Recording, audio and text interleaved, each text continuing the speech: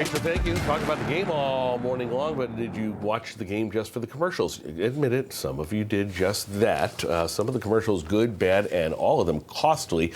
Michael Field is the Vice President and Executive Creative Director, Mason Advertising and Public Relations. He's going to give us the play-by-play. Good to have you along.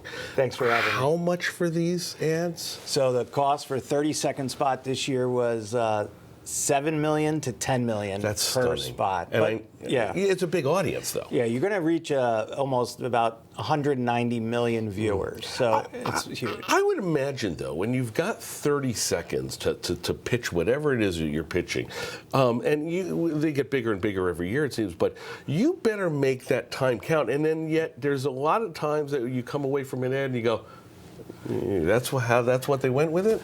Yeah. It's interesting, right? Because I think you want to take advantage of the moment, and I think everybody looks at that as the big moment. Yeah. But I'm also interested to see how do they go from the spot, and what do they do after the spot? Well, runs, right? Is it a one-off idea, or is it a platform idea that's big enough to carry on? If it's one and it carries on, though, it pays in dividends for years to come. I mean, you think about some of them that we've talked about over the years, whether it was the Budweiser Frogs, Budweiser, right. or anything. You go, okay, so that was right out of the park.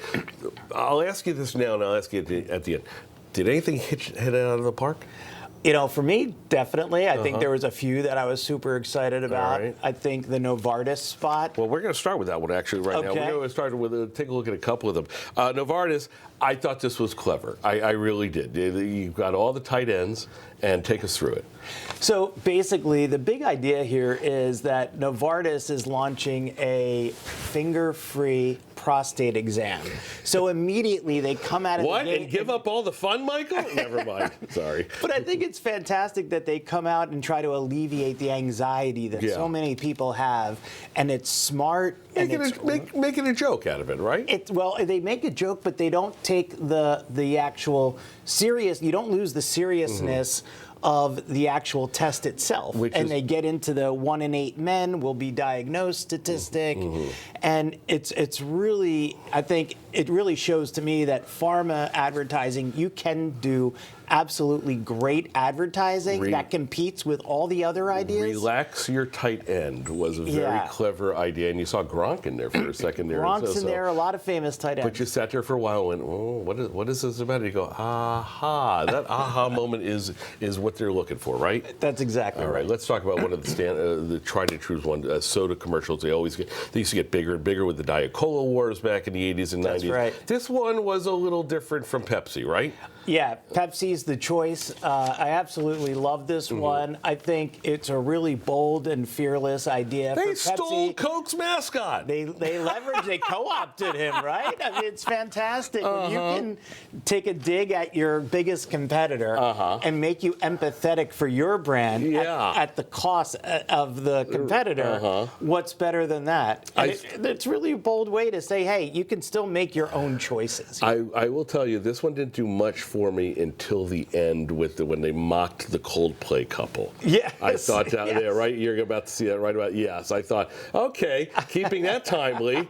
Nicely done there, Pepsi. Let's talk about, obviously a lot of these ads bring in the big guns. Duncan brought in what seemed to be every sitcom star, including Ben Affleck, for theirs. But I absolutely love that It one. was different. It definitely stood out. Lady Gaga did some music for what I thought was a really nice, touching ad for Rocket and Redfin. I thought that was one of my favorites, and I think that's one of those ideas that I thought was a platform idea because in the beginning they launched a teaser that drove you to a short on YouTube. Sure. And when you see that spot, it's really Gaga is such a savvy choice here because she's so empathetic, and she talks a lot about how there's a lot going on in the country right now. What better time in our country to remake the song, Won't You Be My Neighbor? Which sometimes kind of work against a company, trying to be a little too topical, too in the news, right?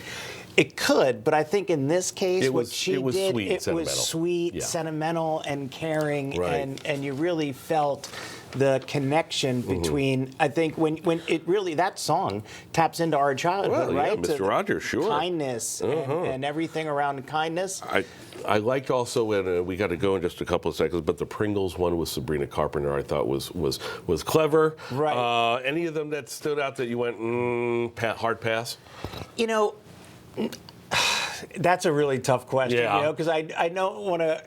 Everybody. Go ahead, shove somebody in front of the truck. It's Everybody okay. puts so much hard work into these spots, and Mm-hmm. to get them approved is almost impossible. But I think what's really exciting to me is what are these brands going to do after the Yeah. Super Bowl with that idea? Did you notice how he walked that tightrope? Very nice, just not jumping into the abyss there. Michael Field, always good stuff. Thank you so much for having me. And listen, he won't say it. Brendan, the one that I did not understand was the karaoke one, and I was like sitting there going, what is it? And it was an ad for Coinbase, which I had no idea how they linked the two of them with the Backstreet Boys. But what do I know? I'm old, Brendan.